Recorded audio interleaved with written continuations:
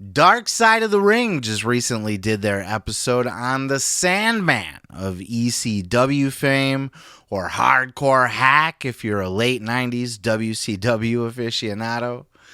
But I thought they did a great job on this episode. Dark Side of the Ring's been knocking it out of the park for a while now.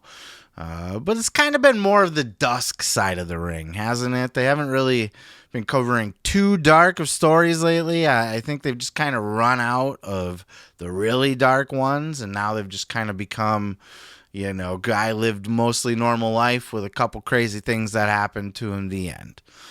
But they did one on the Sandman, and of course we all know of the Sandman's legend.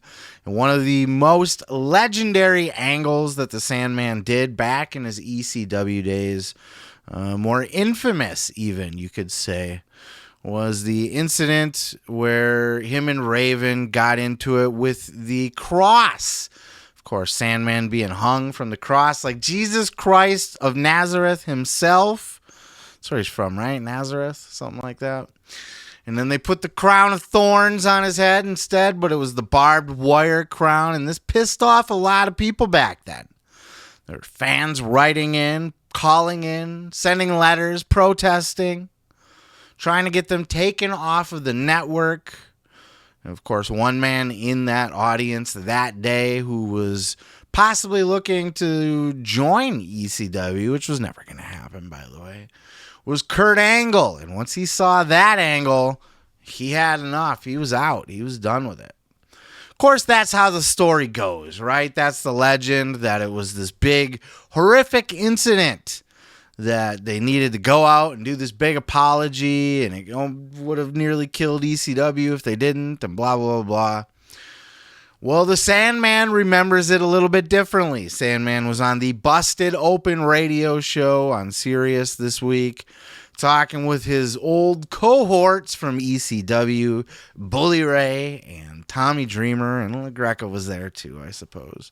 And they were talking about this incident that happened in ECW, and Sandman has a different recollection of it. Check out this clip. Obviously, they covered the Crucifixion angle, which was like one of the highlights of yours and Raven's feud. After the angle happened live, Raven had to go out and apologize because Paul had realized there was a lot of backlash. You were adamant that you were pissed off that the apology happened. Years later, after watching it back, do you have the same stance on it, or has your opinion changed? No, absolutely have the same stance. There wouldn't have been a problem at all if it wasn't happen chance that was Kurt Angle's first time around the wrestling company. If Kurt wasn't there, there would have been no apology. So you're saying that definitively you know that if because Kurt we was were there, all standing in a circle. We were all standing in a circle. We got back. Ravens to my right, then me, Todd Gordon, Kurt Angle, Shane Douglas, and Paul Heyman. We're in a circle talking, and they start talking about going out there and doing an apology. I'm like, there is no way. This is ECW. We should not be doing that. And then they did it, and I was pissed. No, I was really pissed because I thought it went off well. It got the reaction that I wanted. Yeah. Like, oh my God, is this what we're watching? Something nobody's ever done. Hey, and Vince stole it. 6 months later, was it The Undertaker hanging Steve Austin on a cross kind of thing? Definitely. I'm sure Kurt didn't complain to Vince. That was actually Kurt's debut. Oh, it was? Yeah. I brought That's that up. hilarious. I brought that up to him. That's great. It wasn't a cross, but it was Undertaker's symbol, which resembled a cross. Yeah, same angle. Yep. Way better. Absolutely, this angle was controversial. Absolutely, it would have pissed off a lot of people in the crowd and probably did get letters or calls or whatever the fuck. I'm sure of it. But as Sandman said, fuck that. This is ECW. There's not a lot of people in ECW that I think would really care all that much. I can't imagine Paul Heyman cared, other than to save anything possible happening with Kurt Angle, because Kurt Angle was threatening to sue and all that shit. Other than that, nobody cared from a religious point of view. I'm sure of it. I'll tell you that right now. Nobody gave a shit. It was a fine angle. I mean, ECW pushed the limits, and they pushed the limits, and they pushed the limits. And look, sometimes when you do that, you push them too far. The only thing really wrong with that was the religious undertones, which most people don't give a shit about nowadays anyway. Religion is far on the decline. Most people are not going to get offended by doing some kind of mock cross thing. Back then, people were a bit more sensitive to that. And people hadn't really seen shit like that, at least not till, a few months later when WWE did it on their own TV. But they were smart enough to do it in a way that it wasn't Jesus-ish, right? They left the crown of barbed wire off his head, and it was a symbol, God damn it. It wasn't a cross, it was a symbol. It's the Undertaker's symbol. It's completely different. Pal. It was the same thing. And they did it with both Stone Cold Steve Austin and Stephanie McMahon. They did it twice because it was fun. They even raised it in the air and everything like that. Like, you also got to consider the context of the era. This was the Attitude Era. This was the edgy late 90s. People were pushing the limits everywhere. This was the norm. Not necessarily in the religious aspect, but people were pushing boundaries every single chance that they could get. And ECW was at the forefront of that. Wrestling in general was at the forefront of that, but mostly because of ECW and the things that they were doing over there. I thought it was innovative. It wasn't a good angle. It wasn't like, I don't know, it didn't. It's fine. It's fine. You know what I mean? Like, it was original. It was probably too far.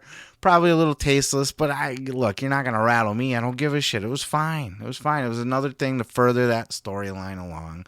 Which, honestly, Raven and Sandman are one of the biggest storylines, the biggest angles in ECW history. The shit that they did with Sandman's kid. They actually interviewed Sandman's kid was on the Dark Side of the Ring episode. All's grown up now. And the one that did the angle with Raven and shit like that, where Raven's had basically become his adopted father or something, which was another thing that they basically stole when they did the Rey Mysterio and Eddie thing with Dominic. I'm your poppy now. It wasn't the exact same thing, but look, ECW has been setting trends. Even just the idea of bringing in Kurt Angle. Hey, Kurt Angle would be great to be in wrestling. Who did it first? ECW, even though he didn't have a match there or anything like that. It was their idea first. They made the play for it before WWE did. Maybe this was after the original, maybe this was in between, because there was a period where Kurt went to WWE and he requested, he had his meeting and he said he never wanted to get beat and all that other shit, and they laughed him out of the building. Maybe it was then that he went to ECW, but it was, I don't believe it was. Correct me if I'm wrong in the comments below. Either way, everything that they were doing at the time was extremely innovative. Sandman still doesn't regret it. He stands by it that it was, Raven, I'm sure doesn't give a shit either. In his heart of hearts, he was just, had to go do what he had to do to save the house or whatever. And, not piss off or turn away the fans that were. And how many ECW fans were also fucking diehard Christians or Catholics? You know what I mean? How many of them got to go to church and fucking pray about this angle that they did? Not many, but, we all know in today's society, all it takes is one or two Karens and whatever, just need one person to be offended by it and go complain. I thought there was nothing wrong with it, but it definitely was edgy and pushed the limits at the time and was completely ripped off by WWE going forward, so that's how you know it was a good angle. I loved this episode with Sandman as well. And he looks healthy, guys. That's the fun thing, too. He looks good. He's still smoking weed and shit. He had a weed vape pen while he was interviewing with Bully. I was just looking for mine right here because to say, who gives a shit? But weed's weed, right? He looks healthy. Even his skin, he looks like he's off the rough shit. He's got grandkids now. His kids look like they're doing okay. At least his daughter may be better than his son, but who knows? I don't know.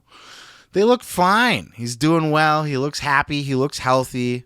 That's cool to see too, because Sandman, as they said in the Dark Side of the Ring, was a guy that probably shouldn't be alive right now, or at least not living his best life, which he appears to be doing. So good for him.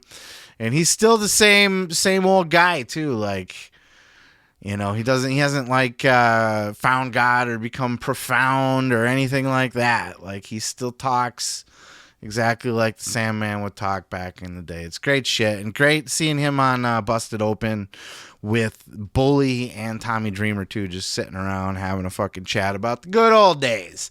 But what are your thoughts about all of it? I kind of wanted to do this, I wanted to cover the Dark Side of the Ring clip, but I also wanted to talk about that specific incident and this clip from Busted Open. So I wanted to kind of tie the two together. So if you have thoughts on either or the Dark Side of the Ring episode or that angle in particular, and Sandman's thoughts on it, or did WWE steal it or did they not steal it? Did they borrow it a little bit?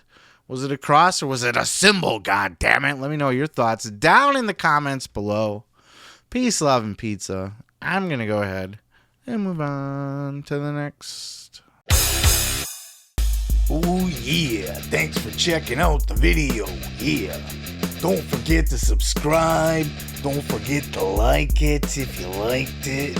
Yeah, and you can check out full episodes each and every Sunday right here on the channel. Oh yeah, dig it.